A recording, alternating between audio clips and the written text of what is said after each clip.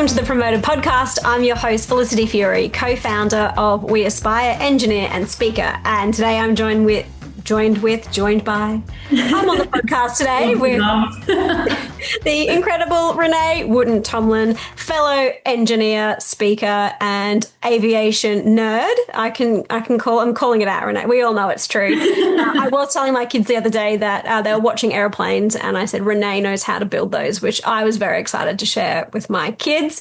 Great to see you, Renee. I feel like it's been a little bit since we jumped on and hit record on the podcast. How are you? Where are you calling in from today? It has been. It's been a hectic month, I feel like. Calling in from Larrakia, beautiful Larrakia country today. The wet season is starting to build up. We have clouds in the sky for the first time in like 3 to 4 months. So it's a big deal. The humidity's rising. But I haven't spent all that much time up here. I've been flying down to Sydney and to Brisbane and to Perth. It's been a wild couple of weeks, to be honest, but I think I've got some downtime now planned, so more records for our listeners coming right up as a result. But yeah, no, it's been really good. I think maybe I'll share more about what I've been going through as we step through the topic today. What about you? Sounds good. I'm calling from Gubbi Gubbi country, so Wanya, welcome, hello, and we've had some gorgeous sunshine for the last couple of weeks on the Sunshine Coast, and I'm loving the warmth of the sun while it's had these cool, crisp morning. Well, cool for Queensland, so, not really that cold to our Melbourne and Southern listeners on the call, but it's been a beautiful, beautiful time up here with that sunshine, and it's been, I think we've gone through, we seem to go through similar challenges at similar points, Renee, so I feel like today's episode is kind of like our own promotion pickle that we've been experiencing. And I think it would not be a surprise for leaders who, I think a lot of people experience what we're going to talk about today. And that is the energy of saying no. So this year I spent a lot of time stepping back from a lot of my commitments and spending some time just to really rest and recover. I've been very burnt out, and I think that's like, almost like a whole series of podcasts I could talk to, and we'll definitely be sharing more about that in future episodes. And it's really been awesome to have some more time with my children and step away from work. And now I'm feeling I've got a bit more energy back after spending a lot of time resting. I'm starting to notice these incredible opportunities coming through, and I am one of those people who, like, loud and proud people pleaser. I find it really hard to say no. I don't want to let people down. I don't want to disappoint people, but there's no way in hell I'm going back to the burnout and the overwhelm and doing all these things for other people. So I'm being really selective about my time, and it's had me think about, how do I make those decisions on the best investment of my time? And I was actually at dinner at a friend's house, and we were talking about a particular board opportunity that's come up, and they were considering it as well. And they've got 2 young kids, just like me. And the gentleman said, it really comes down to ROI. Like, what are you going to get out of it? How is this going to add value to your life? And it's a particular season that we're in. And that really got me thinking. And I think this is a really big part of it, is acknowledging the season of life that you're in. If you do have young kids, it's definitely a time. And it's been a huge adjustment for me to get used to that. And then it's also, I think, a time in my life where I'm thinking about, okay, if I invest now, what is that going to look like in 5 or 10 years' time? And how do I set myself up over the next decade to be there for my kids as they're going to school and thinking like that? So that's been a big factor in my thinking around how do I say no to things, but it certainly has taken a lot of energy and a little bit of workshopping for me to kind of get to, here are my core principles of this decision making, and kind of it's almost like a strategy, like the game plan, the goals that really sit behind that. And each no is kind of testing that for me. Yeah. Renee, how do you give energy for no's? Does it take it? Maybe you're like, I don't know, boss lady, and you're like, oh, I find it easy to say no. Maybe you're not having this experience at all. What's it like for you? I feel like as you're talking, it's reminding me of like decision fatigue. So, there's all these, I think maybe we've talked about this on other episodes, maybe we need to talk about this, but as you get older and you have more to add to your resume, you meet more people, you get more experience in life, you all of a sudden just start getting more and more opportunity. And it incredibly it slowly kind of creeps up until you get to a point where you have to learn to say no to things because you just can't do it all.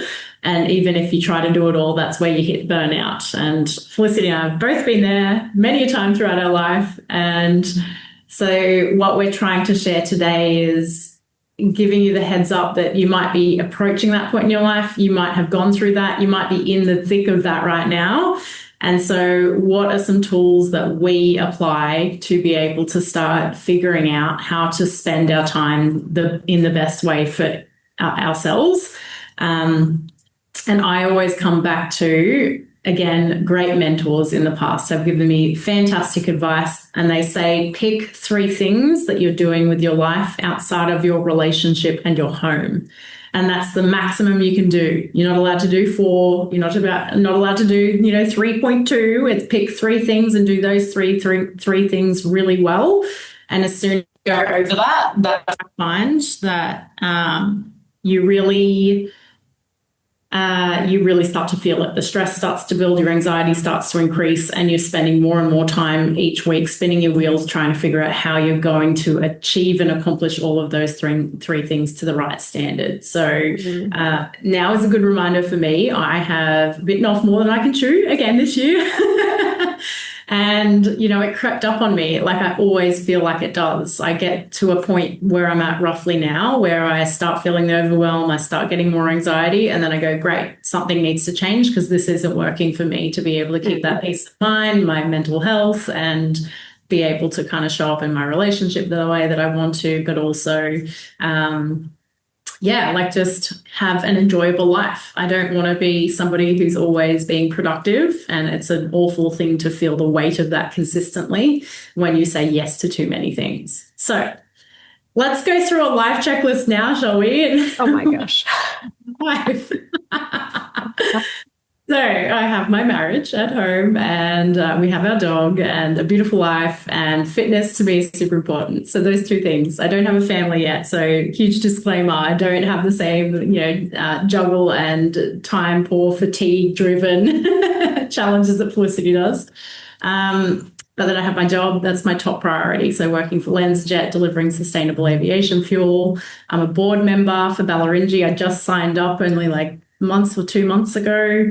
And my why for that is really clear. So speaking to the point you made earlier, Felicity, I know exactly why I'm showing up there and why I want that board role. And I'm not prepared to take on any more. I have enough offers as it stands, and I have willingly said no to those offers.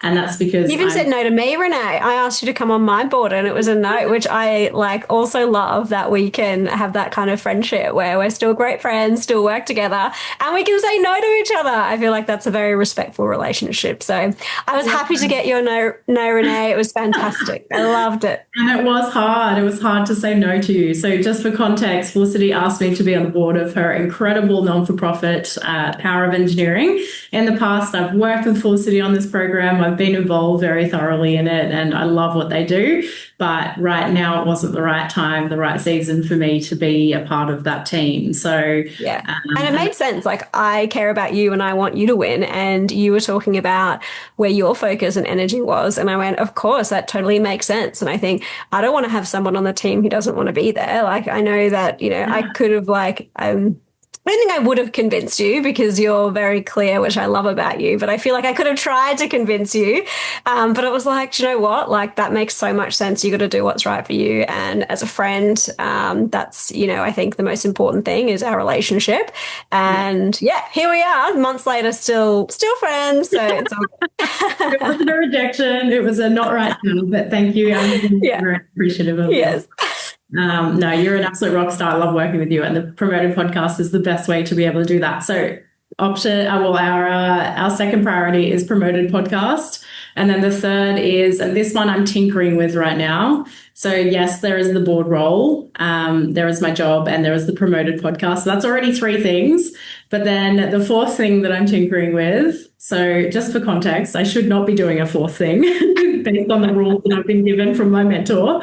But the fourth thing is I really want to do something about climate change. And so I am trying to build a team to be able to build climate action museums in the lead up to COP31.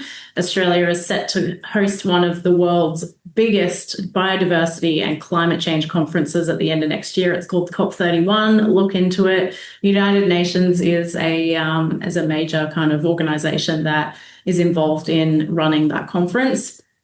And we need to engage our youth across Australia in the conversation around climate change and make it more accessible, more inspirational, aspirational, rather than doom and gloom and this horrible topic that people feel overwhelming to engage with. So that's a huge number 4.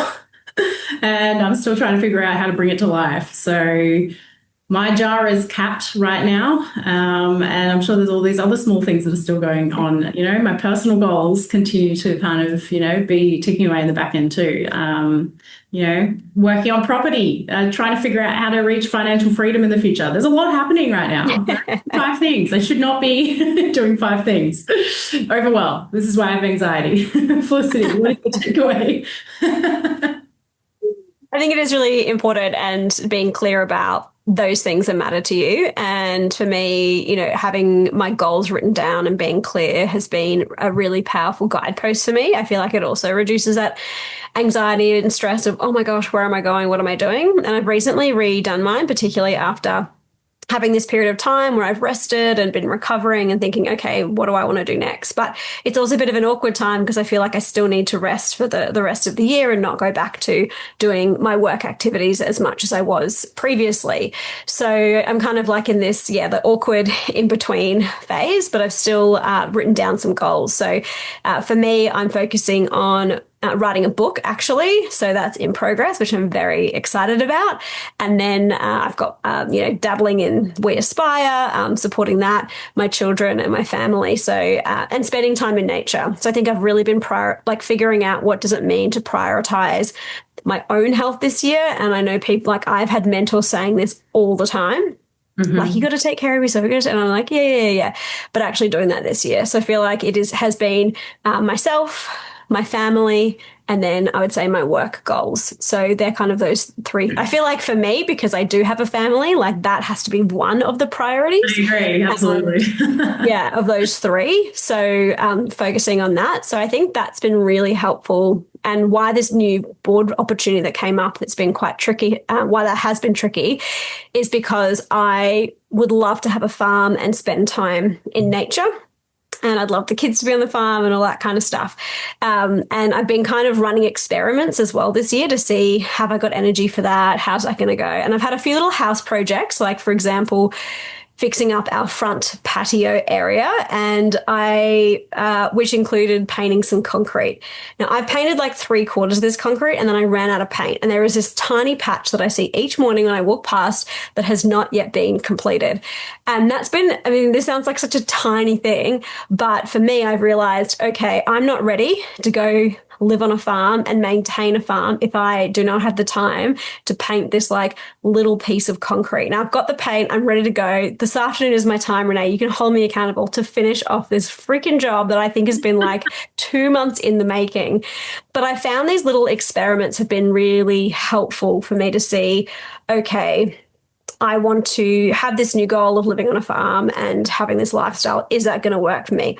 Actually, having young kids, I really want to spend time with them, and I don't want to be saying no, here's an iPad, or no, I'm not going to have time with you one-on-one because I'm going to do this job on our property. That doesn't work for me. So this potential board opportunity was related to running this farming initiative. So it actually ticked a box on my goals of, I get this opportunity to be involved in nature and with farming and this amazing thing. When I don't have time, that's really a great use of time. But actually, the further I looked into it, there is a big responsibility. And I think if I'm not able to give myself 100% to something, then it's actually something that I need to say no to. And I think being on a board is actually a really serious role. Like you are genuinely accountable for things. And I feel like being accountable for my children and my own business is and the charity is enough for me right now. And so I will be declining this role. But it has been a helpful exercise to think deeply about it. And also that with things like actually come to the resolution that while I do want to have a farm and have this beautiful property, this isn't the right time for me. And there are other things that I'm going to be doing first. Like I'd much prefer to be writing my book than having that investment of time into doing the farm. So for me, I'm thinking about it. And I think this has been particularly helpful since having children is that it's like you said, the no, not right now, but actually staging those projects out and going, that's something that I want to do. And I'm going to schedule it for the future. I know that's really important to me. And I'm going to revisit that goal in that kind of period of time.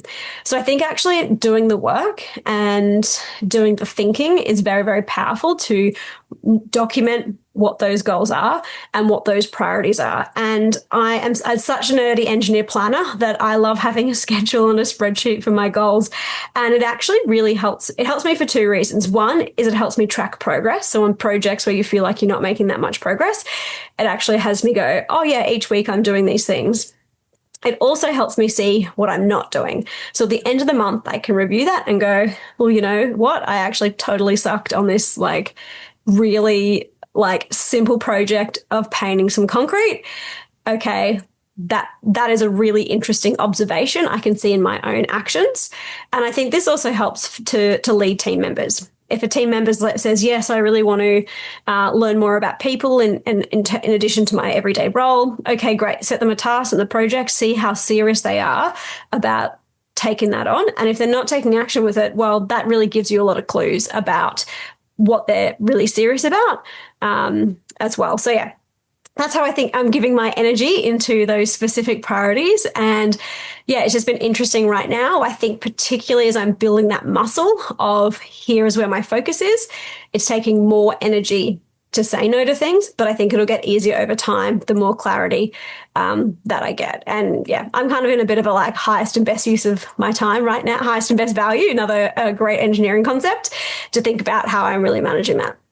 Yeah, absolutely. I think so in the spirit of, having the energy to say no, I think it's about getting really clear on what have you got on your plate, which of those are non-negotiable for you that you really want to focus on and prioritize, and understanding the why behind that, and then getting ready and geared to say no to the other 4 or 5 things on your list. So for me, I need to sit down with myself and do this exercise. I think that I can kind of juggle probably 3 of the 5 things on my list because I only put an hour to 2 hours maximum per week into those things. So it's not having a huge impact on, how I'm juggling my other 2 priorities, which is, showing up to be a board director and also doing my job. So I find the juggle is manageable at the moment, but what I didn't include on that list is public speaking as well.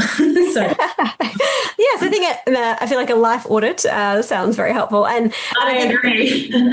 What you shared then, Renee, too, is really powerful, and something that's helped me is around having some systems in place. And so I have my system for reviewing my goals every day, checking my spreadsheet each week on, keeping on track. We've actually just onboarded a brand new au pair who's been incredible, and that's actually helped me come up with a lot of systems for our house. And it might seem really simple, but just okay, everyone, when you come home with the kids, you put the bag away in that area, you check the nappy bags restocked, these little processes that happen all around our house, so that it means that when the next person takes over, you're ready to go, that nappy bag's ready to go, you don't need to think about it. So something that's really supported me.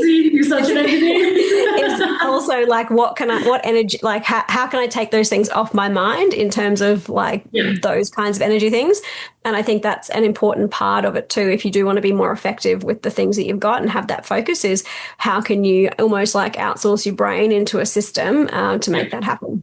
Absolutely. Yeah. And straight off the bat, I have already declined any further speeches to the rest of this year to kind of start managing my priorities. I'm doing my property work on a weekend. I'm doing the Climate Action Museum on the weekend, and then really keeping kind of my sole focus to be my job Monday to Friday. So, there are ways and systems that you can create to really achieve your goals For me, I don't want to be working on 6 things at any one time. It's too much, and I know that. So what can I do now to start paring that back and making sure that my life is manageable and I'm not overstressing myself and stretching myself? So, it's sometimes you get really excited about doing all the things, and then the reality is that your nervous system can't hack it, and there's only 24 hours a day. So, you've got to sleep and exercise and be with your family around that too. So, here's a shout out to say, find that energy to say no.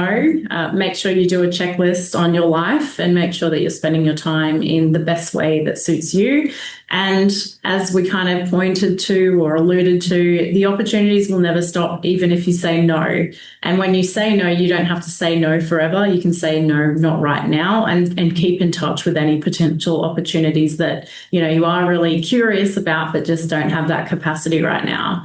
Life is a marathon, not a sprint. So these are really great systems and tools to be able to make sure that you're keeping yourself refueled for the marathon. Absolutely. It's a very hard thing. That was a great wrap up. And good luck to everybody, because saying no takes energy and it's super difficult. Thanks for the great chat, Renee. We'll see you in the next episode of the Promoted Podcast. Thanks for listening. See you there.